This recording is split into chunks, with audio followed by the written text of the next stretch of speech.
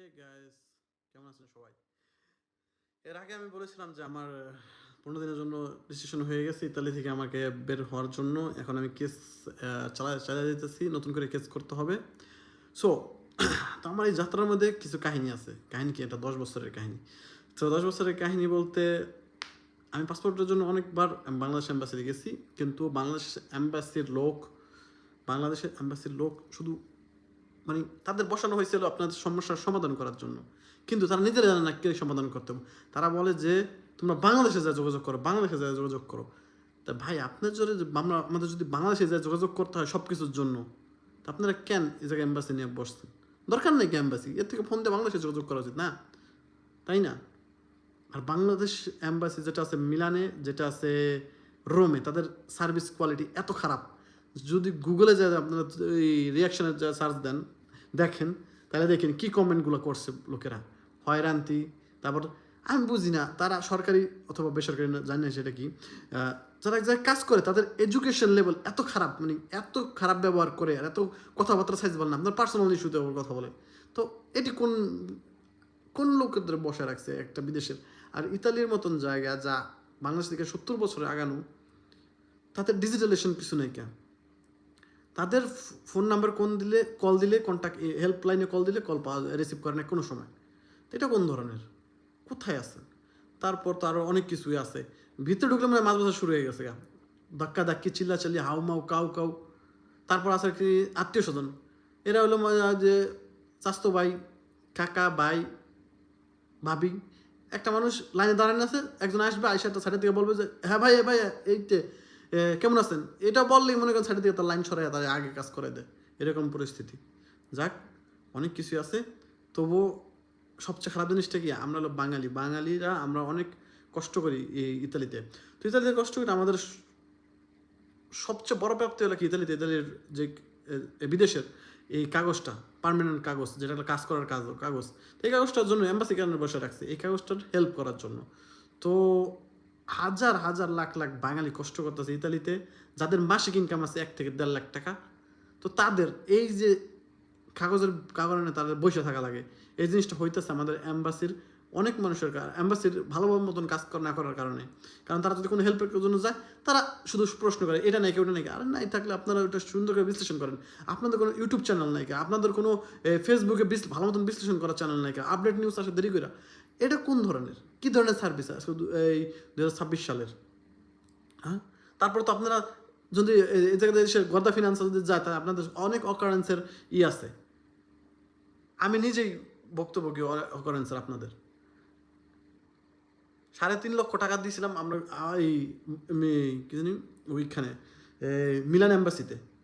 ওই যে ফিঙ্গার যে লোকটা, কালোগুলো লোকটা হুজুরের মতন বসে থাকে, কালোগুলো লোকটা আইসা বলে চলো নামাজ পড়তে যাই। সবাই ডাকতে নামাজ পড়তে জানে, এরপরে কতক্ষণ পরই 300 € ঘুষ খায়। এই হলো ওই মিলান এম্বাসির লোক। তো সে তো ঘুষ তো খাইছে আমার কাজটা করেও দিতে চায়নি, আর না করে করতেও পারে না আমার কাজটা। শুধু সৎ মানুষ বাচ্চাছে দেখে দুনিয়া চলতেছে। একজন সৎ অফিসার ছিল, সে আমার কাজটা মনে করেন বলছে যে স্যার আপনি এই কাজটা করে দেন, ওর কোনো সমস্যা নেই কি, ওর একটা অ্যাপ্লিকেশন পাঠান, ওই বাংলাদেশ থেকে অ্যাপ্লিকেশনটা অ্যাকসেপ্ট করলে হয়ে গেল। তো কাহিনিটা কি? কাহিনী আপনার ঘরের থেকে বলতেছি। তো ঘরের থেকে বলতেছি যে আমি প্রায় 7 বছর, আমি 2 বছর আগে 2 বছর আগে পাসপোর্ট পাইছি। সো আমি প্রায় 7 বছর ধরে ট্রাই করতেছিলাম পাসপোর্টের জন্য। তো আমার পাসপোর্টের মেন সমস্যা ছিল যে আমার বাবা মার নাম ভুল, আর আমার মেন কপিটা আমার আম্মু তো অতটা সচেতন না, সে হারাই ফেলছে। তার সম্পূর্ণ ভুল আমাদের যে আমরা এই জিনিসটা করছি। কিন্তু এম্বাসি তো বসেছে তো আপনার ভুল অথবা কোনো সমস্যা হলে এটা সমাধান করার জন্য না, অবভিয়াসলি। যে কোনো অফিস আদালত বসেছে তার সমস্যার সমাধান করার জন্য। যাকে আমাদের ভুল, আমি মেনে নিতেছি আমার ভুল। কিন্তু 60টা বছর কীভাবে লাগে একটা মানুষের পাসপোর্ট তৈরি করতে? আর আমার সাথে অনেক মানুষ আছে যারা 10 বছরের পাসপোর্ট ঠিক করতে পারেনি, একটা ফিঙ্গার কাটাইতে পারে না, একটা ফিঙ্গার সাইবার। যদি সাইবার, আমাদের বাংলাদেশে হাজার হাজার কোটি কোটি টাকা আছে, তো সরকারের তো একটা সাইবার চেঞ্জ করতে পারে না, ডিজিটাল সাইবার লাগাইতে পারে না, মানে ডিজিটাল মেশিন লাগাইতে পারে না এই পাসপোর্টজনিত সমস্যার কারণে না। এগুলো হয় নাই। কতটা বছর আমার লাইফের আমি 60টা বছর মিস করছি। সো আমার পাসপোর্টের কারণে আমি 7 বছর না, আমি 3 বছর আগে আমি 2 বছরের সৌজন্য পাইছিলাম। 3 বছর আগে। তো 3 বছর আগে 2 বছরের সৌজন্য পাইছিলাম। সো আমার 2 বছর আমি চেষ্টা করছি আমার পাসপোর্টের জন্য। আমি বলছি স্যার আমার একটা সার্টিফিকেট দেন, আর কিছু না হোক আমার সার্টিফিকেট বলেন যে আমি যে বাংলাদেশের নাগরিক। আর এই জিনিসটা আমার সার্টিফিকেটটা দেয়নি, কারণ আমার ছিল না, বাংলাদেশের পুরনো পাসপোর্টের ফটোকপি ছিল না, এই কারণে আমার দেয়নি। সো এটা আমরা খুবই ব্যর্থতা, যে আমার বাঙালি হইয়া বাঙালি আমার প্রশ্ন করে তুমি কি বাঙালি নাকি, তো প্রশ্ন করে এসব ফাউল মার্কা প্রশ্ন তাদের দ্বারাই সম্ভব, যাতে ভেরিফিকেশন গেছে। আমার বাসা বাইরে ভেরিফিকেশন গেছে 2-3 বার না, সরি 5-6 বার গেছে ভেরিফিকেশন। তো আমি সব রেসিপ্ট দেখালাম যে না আমার বাসায় ভেরিফিকেশন গেছে, আপনি আমার কীভাবে বলেন আমি বাঙালি নাকি। যাক, এসব হয়েছে। দেখেন পাস্ট ইজ পাস্ট, অতীত চলে গেছে। দুর্নীতি করছে যারা, দুর্নীতি করবো যারা, এই 2 নম্বর কাজ করবো, আল্লাহ একদিন ভোগান্তি স্বীকার করবো। আর ওদের এই বাঙালিরা যেই বিদেশে পয়সা যেই অকারেন্স করে, গর্দা ফিনান্সা এদেশের ফিনান্সিয়াল পুলিশরা যদি জানে, এদের পাশা ফাটাই ফেলাইবে। আর এমন জরিমানা দিবে যে যত খাইছে এই হারা জীবনে সব উঠে ফেলাইবে। সো যেটা বলতেছেন মিলানে আমার সাথে যে ঘটনা ঘটছে, তো মিলানের আমার পাসপোর্ট হইতেছিল অনেক বছর ধরে, অনেক দালালে অনেক টাকা দিচ্ছি, কিন্তু কোনোভাবে সম্ভব হইতেছিল না। আব্বু তো প্রায় 7 বছর ধরে ওই আমাদের আগার কথা শুধু যাইতে আছে আস্তে আস্তে এইভাবে সময় পার হইতেছে। তো হঠাৎ করে মামায় তাকে জার্মানে একটা লোক বাস করছে, তারা 3 লক্ষ টাকা দিতে পারলে এই পাসপোর্টের সমস্যার সমাধান হবে। তো আমি দিছি টাকা, অনেক কষ্ট করে ম্যানেজ করে দিছি 3 লক্ষ টাকা। সো একদিন আমি সকাল, আমার নিজস্ব গাড়ি আছে, তো আমি 5টা বাজে আমি উঠছি। ওইটা মনে করেন পেরোজা থেকে মিলান যাইতে লাগে প্রায় 5 ঘন্টা। তো আমি 5 ঘন্টা গাড়ি চালাই গেছি। সকাল 5টা থেকে সকাল 6টা থেকে আমি মনে করেন বিকাল 3টা পর্যন্ত আমি ওই লোকের ওয়েট করছি। তো ওই লোকটা হলো যে অ্যাম্বাসির নিচে কতগুলো দোকান বসা থাকে, এই কম্পিউটারের দোকান, এগুলোতে মনে করেন ভাই বাটপার একটা লিমিট আছে, তাদের কোনো জায়গায় প্রাইস লাগে না। ফটোকপির প্রাইস কত, এই কাগজ বাড়ি করলে প্রাইস কত, তো মানুষ যাইতেছিল। তো আমি দেখতে বাটপার মানে বাঙালি রক্ত বাটপারি। তো ওই জায়গাটা পিচ্ছা ছিল, মন চাইছিল কানকুন ফাটাই ফেলাই, মানে অন্য জায়গায় কানকুন থাবড়ে ফাটাই নিতাম। একটা সহজ সরল মানুষ আসছে একটা ফটোকপি করতে, তো ফটোকপি বলতে কি এই অ্যাম্বাসির কোনো একটা পেপার বাই করছে 2টা ফটোকপি। তো ফটোকপির ওটির দাম কত, তুই তো ফটোকপি নিয়ে করছিস, হাইস্ট 1 টাকা 2 টাকা, বেটা থেকে 10 টাকা রেখে দিয়েছি। আর পরে বলতেছে দেখেন, তো সাইডের আর একটা লোক আছিল ভালোই বয়সালা, আর ওটা বাচ্চা মানে 16-17 বছর বয়স। তো বলতেছে তুই কামটা করলি কি, তুই তো বেটার থেকে বেশি টাকা রেখে দিলি, এটাই বিজনেস। তো ওর এতটুকু বয়সে মানে ওর ফ্যামিলির মানুষ এই আর শিখে ফেলাইছে, বিজনেস শিখে ফেলাইছে। তো ওই দোকানের ওই অবস্থা। তো দোকানের ওই যে লোক আমার টাকা দিল, তার নাম হলো পাভেল মনে হয়, আমি নামটা ভুলে গেছি, অনেকদিন আগের কথা। তা সে আসছে নবাবের মতন, 9 ঘন্টা ঘুমে রিল্যাক্সলি আইসে। আর আমি 9 ঘন্টা ধরে ওই দোকানের মধ্যে বসেছিলাম। তো আমার অ্যাম্বাসিতে পাঠাইছে যে ফোন দিয়ে আছে, যাও তোমার ফিঙ্গার হয়ে যাবে। তো আমি ফিঙ্গার দিতে গেছি, ফিঙ্গার দিতে গেছি, আমার নামটা দিছে, আমি ভিতরে ঢুকছি।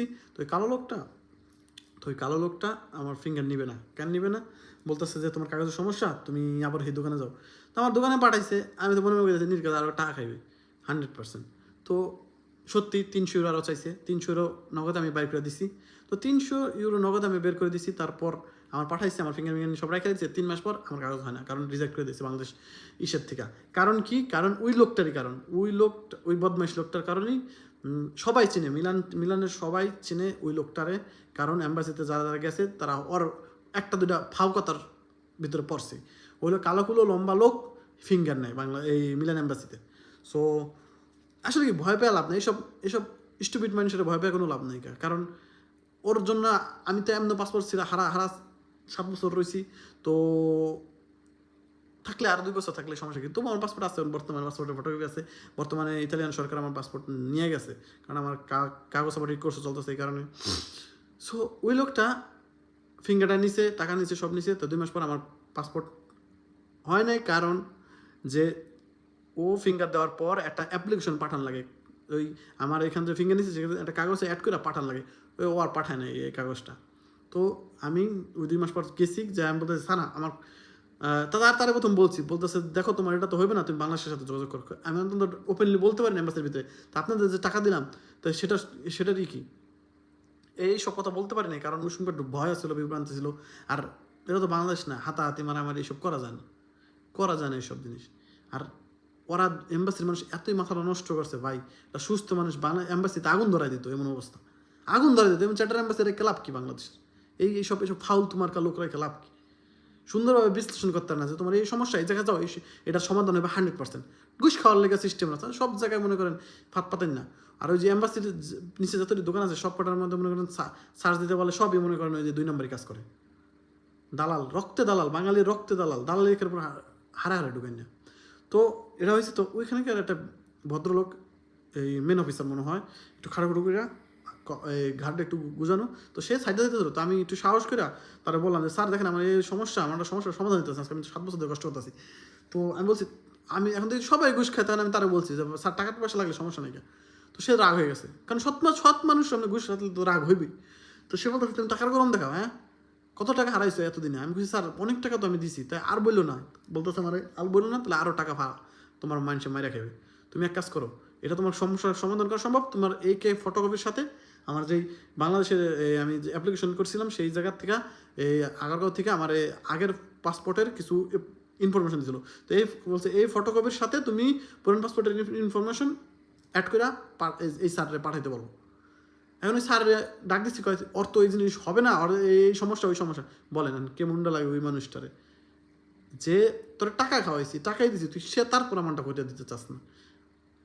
পরে ওই ভদ্রলোক বলছে যে স্যার আপনি এত করেন না, আমি যেমন বলতেছি সামনে শোনেন, ওই ছেলেটার একটু হেল্প করে দেন, ওর এটার একটা অ্যাপ্লিকেশন পাঠিয়ে দেন, বাংলাদেশে 1 মাসের মধ্যে পাসপোর্ট এসে পড়বে। সে তো কাগজ পিকালে দেয়, করতেই চায় না আমার পাসপোর্টের অ্যাপ্লিকেশনটা। তবে লাস্ট স্যারে জোর করে বলছে স্যার জলদি করেন, এই জিনিসটা করে দেন। আরে তো আমার অ্যাপ্লিকেশনটা করছে ভেবে আমি মনে করেন তার 1 মাসের ভিতরেই আমি পাসপোর্টটা পাইছি।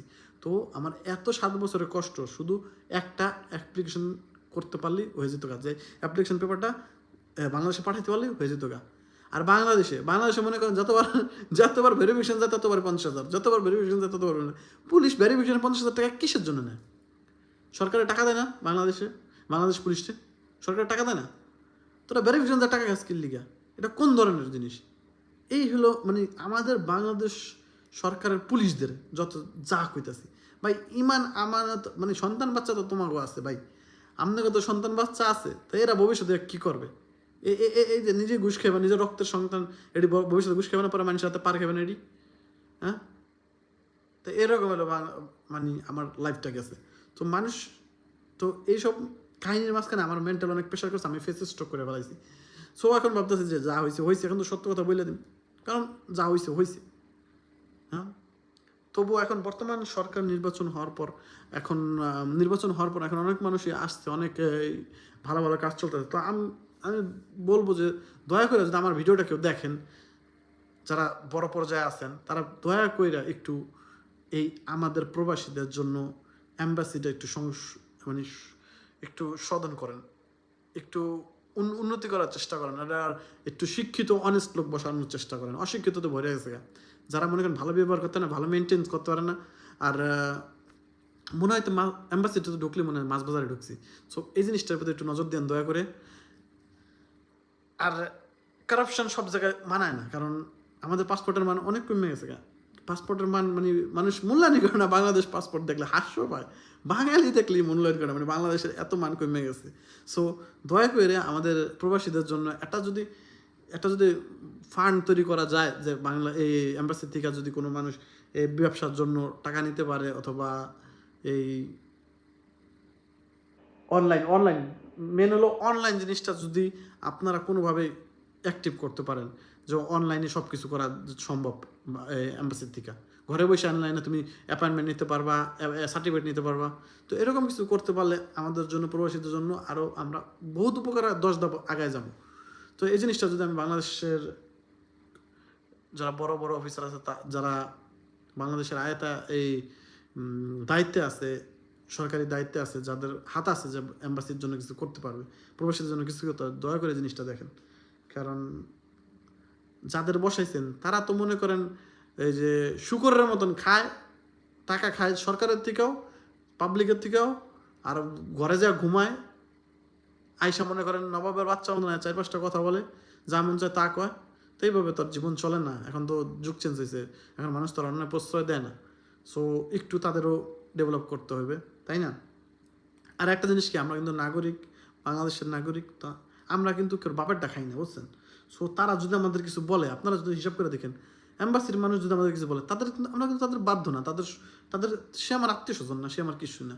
আমি গেছি সরকারি কাজের কারণে, আমি নাগরিক, তার জন্য আমার অধিকার আছে, আমি যাবো, আমি পাসপোর্টের জন্য আবেদন করবো। কিন্তু তাদের এসব ব্যবহার, এসব করা ঠিক না, এসব করা একটু ঠিক না। তারা এতটাই কাপুরুষ যে তারা যদি এসব ব্যবহার করে, তাদের তো সাহস থাকা দরকার না, তো তোরা একলা থাক।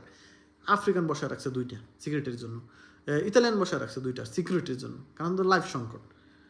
যেমন কর্ম তেমন ফল। একটা বাঙালিরা তো কত ভালো এই সবাই জানে না, 2টা ওদের মতন এত যদি মনে করেন স্টুপিড। এদেশে আবারও কি কারাপশন কম। সো এদেশে যদি কেউ কারাপশন করে, এই ঘুষ খায় অথবা টাকা চায়, তাহলে তো এইসব বাঙালিরা সহ্য করতে পারে না, কারণ কোনো কিছুতে টাকা লাগে না, আমরা কোনো কিছুতে দিই না, এক্সট্রা কোনো পে করি না, বুঝছেন? সো এটি দেখলে মানুষের মাথা কসমস করে যে এইখানে ইতালি এসব ঘুষ দিতে হইব, এইভাবে স্ট্রাগল করতে হবে। তো একটু তাকান, একটু দেশের মানে সামাজিক বোধ, দেশের প্রতি ভালোবাসা, মানুষের প্রতি ভালোবাসা থাকা দরকার না? এটা জাতীয় উন্নতি হয় এইভাবে। আমার জীবন তো খাইছেন, আর জীবন খাইয়েন না। আর অ্যাম্বাসির মানুষ যতটি আছে এটা সব বরিষ্কার করে, এটা বরিষ্কার নতুন মানে বাসে বাসে তাদের উপরে যদি একটা কোনো খোঁজ নেওয়ার দরকার বাংলাদেশ সরকারের, যে যারা যারা অ্যাম্বাসির দায়িত্ব আছে। দেখেন অ্যাম্বাসিতে কোনো সার্ভিস আসলে তাদের যে বাপ ভাই খালুরাই পায়, অ্যাম্বাসিতে সার্ভিস আসলে সাধারণ জনগণ কিন্তু কেউ জানতে পারে না। তারা সেভাবে এই সাধারণ জনগণের পর্যন্ত পৌঁছাইতে পারে নাই, যে সাধারণ জনগণ যত ইতালিতে আছে, আমাদের ইতালিতে যত বাঙালিরা আছে, তারা মনে করেন বিশাল প্রকার প্রবাসী এই পাঠায়, রেমিটেন্স পাঠায়। তো তাদের তো অধিকার, তাদের তো অধিকার। তারা একটা ব্যবসা বাণিজ্য করতে যাবে, ডকুমেন্ট ছাড়া ব্যবসা বাণিজ্য করা সম্ভব না। আমরা বাঙালিরা কোনোদিন গোলামি খাটতে রাজি না। তো আমরা এখানে 7-8 বছর হয়ে গেছে, এখন কি আমরা মানুষের আন্ডারে কাজ করবো? আমাদের ব্যবসা বাণিজ্য করার সময় হয়ে গেছে না? সো এই হলো পরিস্থিতি। আমিও ব্যবসা বাণিজ্য করার জন্য আকুল হয়ে গেছি, কিন্তু আমার ডকুমেন্ট নেই, আমি করতে পারতেছি না। আমার এখনও ওই ইতালিয়ানদের কথা শুনতে হয় যে এটা কর সেটা কর। আমি কেন ওদের কথা শুনবো? আমি জাস্ট আমার নিজের বিজনেস নিয়ে এখন এস্টাবলিশ হয়ে যেতাম। তো এটা হলো কি, এটা হলো আমাদের ওই নবাবের বাচ্চা, যে অ্যাম্বাসির লোক, আমি কী বলবো, তাদের ওই যাও কিছু বললে বলে পুরান পাসপোর্টের ফটো নেওয়া, তাদের অ্যাম্বাসিতে বসে দেখছে জন্য, যদি তাদের কোনো কিছু বলে পুরান পাসপোর্টের ফটোকপি নিয়ে আসো, তাহলে তাদের অ্যাম্বাসিতে কেন বসাইছে? যদি আমি বলি যে স্যার আমার পুরান পাসপোর্টের ফটোকপি নেই, তাদের কি উচিত যে আমি বিশ্লেষণ করে, তারা বিশ্লেষণ করে দেবো, আমরা কিছু জানি না, বাংলাদেশে যাবো। কারণ আমার যদি বাপমার না থাকে, আমি ইতালি থেকে কীভাবে বাংলাদেশে, আমার এই দেশে এই জীবনে কি আপনার জন্য আপনার আত্মীয় স্বজন কিছু করে? তো একটা মানুষটা কতটুকু অসহায় হইলে মনে করেন, যাদের বাবা মা নাই, যাদের এই আত্মীয় স্বজন নাই, তারা কি করবে আপনি ভাবেন? তারা অসহায় হয়ে যায় না তাদের এইসব রেসপন্সের কারণে? বাংলাদেশ সংস্কারের দরকার, বাংলাদেশের এই অ্যাম্বাসির লোকের সংস্কারের দরকার। আমরা এটা প্রাপ্তি করি না, কারণ আমরা একটা সভ্য শান্ত জীবনযাপন করতেছি ইতালিতে। সো এটা আমাদের প্রাপ্য না, কোনোভাবে প্রাপ্য না। তো যারা যারা আমার ভিডিওটা দেখবেন, দয়া করে শেয়ার করবেন, এমন মানুষের কাছে শেয়ার করবেন যারা মনে করেন এর একটা করতে পারে, অ্যাকশন নিতে পারে। কারণ দরকার আছে, প্রতিবাদ করা দরকার আছে, নাহলে জাতি উন্নতি হবে না, জাতি সামনের দিকে যাবে না। আর সামান্য একটু চেঞ্জ হলে কিন্তু সব চেঞ্জ হয়ে যায় ভাই, জীবনটা সামান্য একটু চেঞ্জ হলেই সব চেঞ্জ হয়ে যায়। তো আশা করি ভালো থাকবেন, সামনের ভিডিওতে আর অন্য কিছু তুলে ধরবে ইনশাআল্লাহ।